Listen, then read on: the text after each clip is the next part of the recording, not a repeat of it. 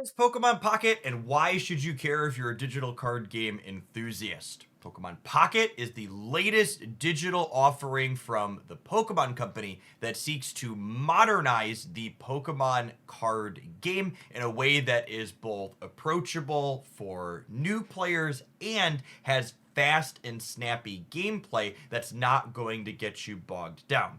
Genuinely, I think you could play entire games of Pokemon Pocket in the time that it takes for your opponents in traditional Pokemon TCG to play out a single turn. Past gameplay, Pokemon Pocket's also going to be a game for collectors. There's base cards that are easily accessible that you get to play with that also have full art and even fully immersive digital cards that you dive into the artwork on for collectors to chase at increasingly rare levels. It's eventually going to have trading as well, so you'll be able to exchange cards with friends or potentially even people over the internet to make your collections complete. Pokemon Pocket's going to release globally on Android and iOS on October 30th, but they've already had their soft launch inside of New Zealand, so if you live there or care to digitally immigrate there with a little bit of work, you could be playing right now. I've spent a number of hours streaming and playing games of Pokemon Pocket as well as opening packs and poking around in the client, and today is going to be a hands-on review of my candid thoughts on what the product offers so far. Feels like Pokemon Pocket accomplished the impossible. They kept the core really good things that are excellent about Pokemon TCG while stripping away a lot of the noise, making the gameplay snappy in a way the card game has never been before. The average game lasts about 5 minutes, with the core differences between traditional Pokemon TCG and Pocket being as follows. In Pokemon Pocket, decks are 20 cards with a maximum of 2 copies per card. There are no energy inside of your decks. You instead have a dedicated energy zone that you pull 1 energy from every single turn. There are only 3 slots on your bench, and instead of playing to 6 prize cards from knockouts, you simply play for 3 points, where you acquire 1 point still for knocking out regular Pokemon and 2 point for knocking out EX Pokemon. Past the gameplay, the other thing that's obviously important to many, myself included, is what the economy of a game looks like, because while the gameplay can be great, that great gameplay doesn't matter if it's too difficult or expensive for you to get the game pieces to actually play it. I think Pokemon Pocket has both some really good aspects and some really terrible aspects to its economy, so let's go ahead and dive into it. To start with the good, Pokemon Pocket looks to be adopting a system very similar to Pokemon's paper TCG, where there are base versions of all of the cards that are far more accessible than the flashier chase cosmetics that are going to keep collectors opening pack after pack every single day. There are 8 different rarities of cards in Pokemon Pocket, 1 to 4 diamonds, 1 to 3 stars, and then a crown rare at the tippy top that is the most exclusive, that has those fully immersive cards that you've heard me talk about here today. At release, Pokemon Pocket is over 200 mechanically unique cards, with all of them having an offering somewhere in the 1 to 4 diamond rarity. All of those crowns and stars past that are simply cosmetic differences. There are 15 EX Pokemon in the game at launch that are all that most rare mechanically unique at 4 diamonds. As far as how accessible decks are going to be in Pokemon Pocket, that's definitely something that remains to be seen. The game is brand new and has a unique mix of Pokemon cards, both previous paper cards and new mechanically unique digital only designs, so it's hard to say what exact composition competitive decks are going to take. I will say, in my anecdotal experience playing so far, all of the best mix of cards that I've played with have had a range of 1 to 4 diamond cards, with honestly the EX Pokemon that are in the game so far often feeling a little bit lackluster because they have that liability of your opponent getting 2 match points when they knock them out.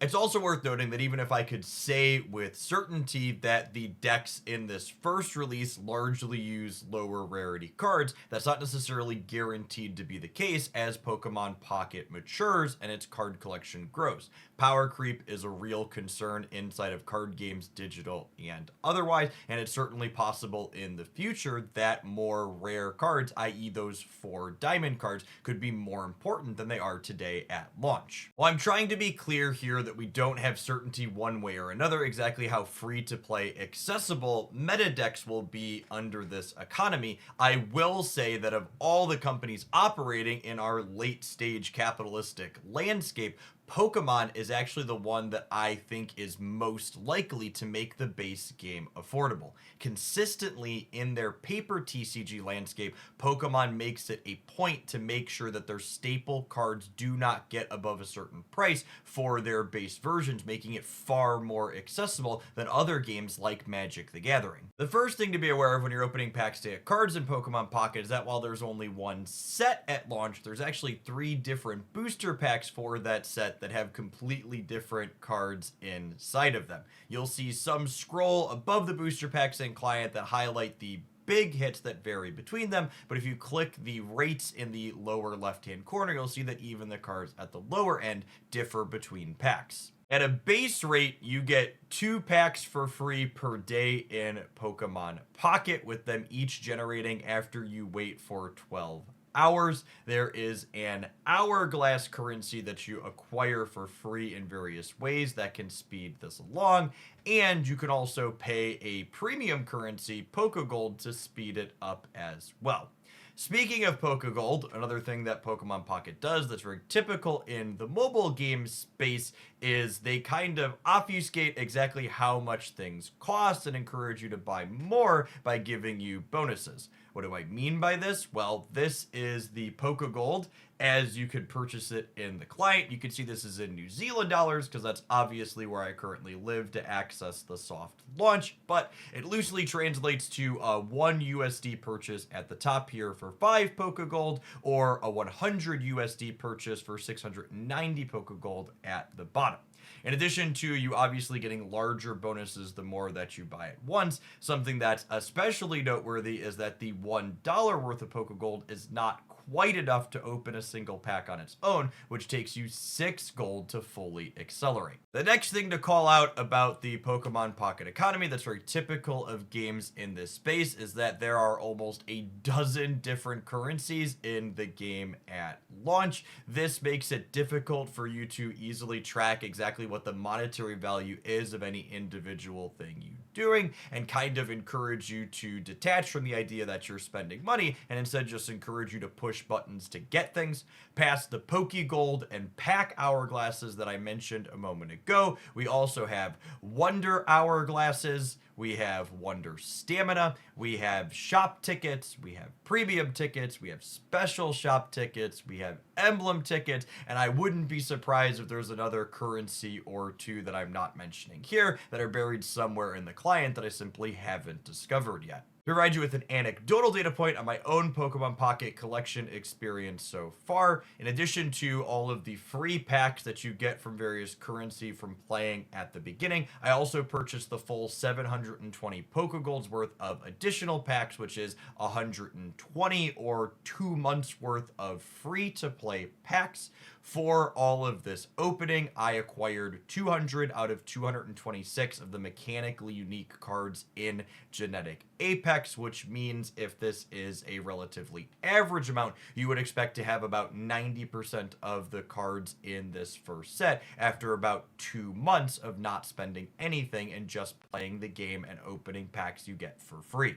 To provide you with some closing thoughts, I think Pokemon Pocket has a ton of potential. I think they've absolutely nailed the gameplay aspect in this first set, giving us punchy gameplay while keeping what makes Pokemon fun at its core. I think the economy has the potential to go either way, as they often do, but if they manage to keep the base versions of cards accessible and affordable, so even free-to-play players can get access to them, while keeping collectors chasing with the fancier cards as the primary monetization hook, I think this game could do very well to serve both audiences. People that want to play the actual game that is here at a reasonable price point, while also still successfully monetizing based off of cosmetics, like Pokemon does with its paper card game. In closing, I'd like to thank everyone that made it all the way to the end of this early Pokemon Pocket review video. If you're not familiar with me, welcome. My name is Jeff Hoagland. I've been playing card games for decades, and I've been making content here on the internet for digital card games for over a decade now.